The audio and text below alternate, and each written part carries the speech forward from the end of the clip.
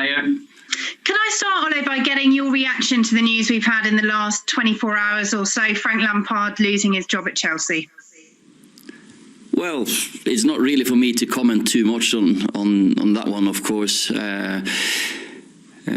One thing I know for sure is that Frank doesn't want any of us to feel sorry for him.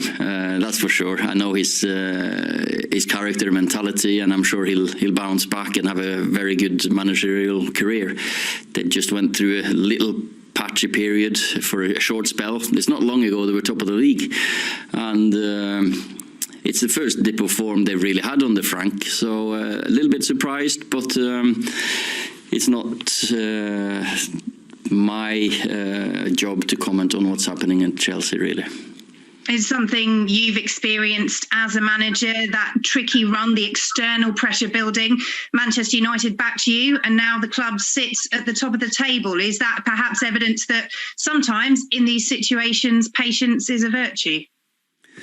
Well, I don't know. I can just comment on our club, of course, and we knew that we were going to have some rough and patchy periods, and they stood strong. Of course, I've had good backing from the club, and the leadership have been very steady, which I feel very grateful for, because we've been through 2 or 3 really bad spells of form, of course, but sometimes we don't know what's happening in behind the scenes. You probably don't know what's been happening in behind the scenes here either, and it's not for me to keep talking about our communication, but it's always sad when someone loses their job. James Cooper. Hi, Ollie. You said you're going to have a chat with Jesse Lingard about what the future holds. There are a lot of clubs interested. Firstly, do you think a loan will work for him? And what's happening with Brandon Williams? Is a similar thing planned for him? There's still part of our club, part of the squad, training well. No deal has been struck for any players yet going out. Still a little period left, of course. There's been a few. Many clubs interested in our players, so let's see what happens. For me, it's also important to take our wishes and our plans into consideration, but also the players, of course, because they are Man United people and players through and through. I think it's spent many weeks kind of lamenting the home form. You're now won 5 out of your last 6. Does that come with form and belief, or did you have to have a chat with the players to kind of get that going again? I've said it so many times. Home or away, it doesn't really matter. It's just the pitch, the surface of the pitch and the surroundings. There's no fans, no crowd. You don't have that extra man that we normally have, and which we can't wait to get back again. Ground staff have done a good job, so we're happy with the surface. Our form, of course, it's come through hard work, through the coaching, through the work the players have done.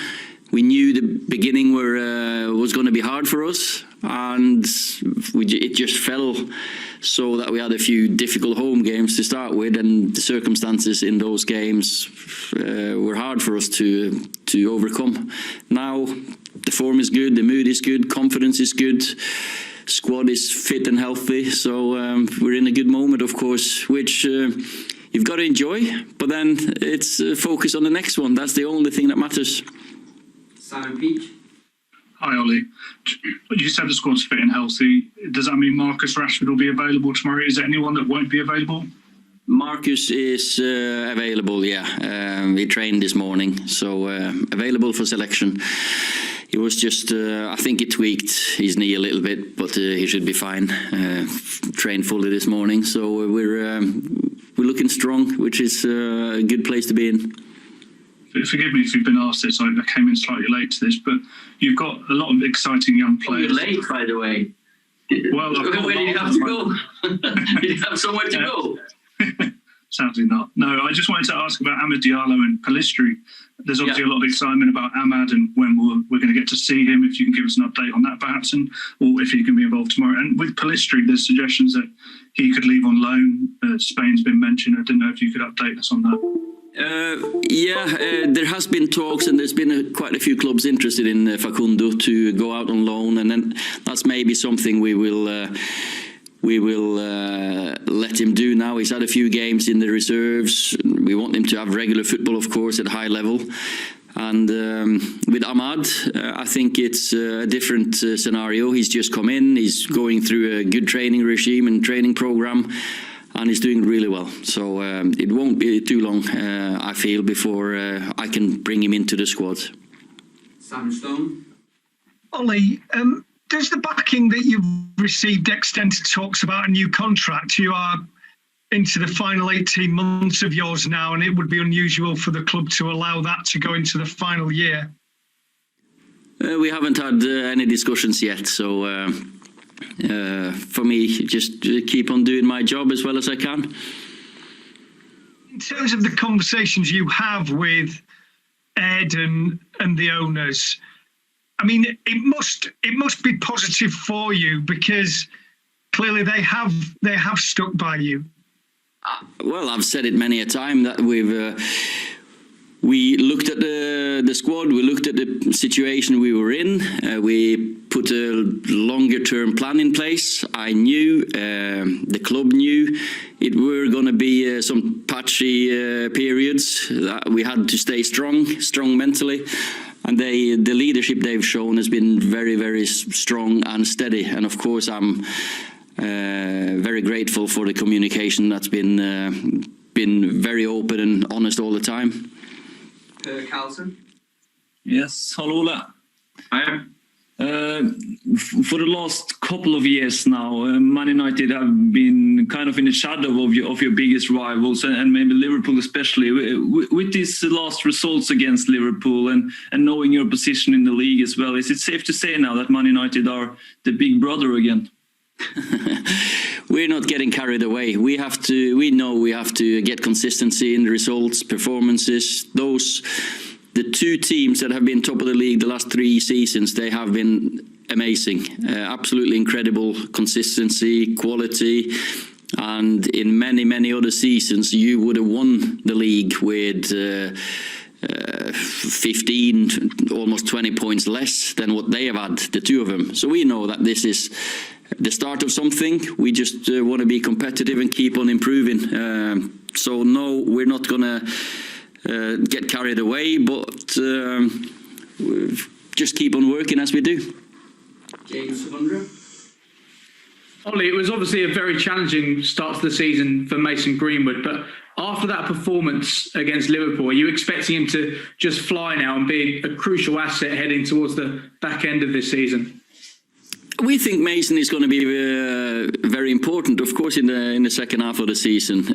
But it's not just going to happen by itself because you've played a good game and scored. He scored against West Ham a while back as well, and you expect it to kick on. I think Mason has taken steps. He's grown. He's more mature, and he's been training with Edinson Cavani for half a season now. He's learning good habits, and whoever doesn't learn good habits from a professional like him or Bruno or the players we've brought in, that's a pity. So back to your question. I'm very confident that Mason will chip in with good performances and goals and assists. Yeah. Last question in this section for Andy Mitten. Hi, Ollie.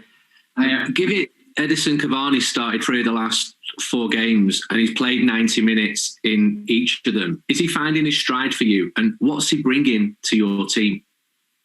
Oh, how long have we got? We've got what he can bring, what he brings. He's, when a striker of that age runs almost 12 kilometers, he chases down every time the centre-back have got the ball. He chases down every time the keeper has the ball.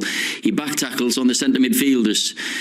He makes a mistake for the second goal Liverpool scores, but he's the one that's closest to winning it back inside their own 18-yard box. His reaction and his work rate and his habits and the threat in the box, the humility of all coming in every single day doing your best. We can go on and on, but his experience and his attitude, of course, that's given us a lesson, every single one of us.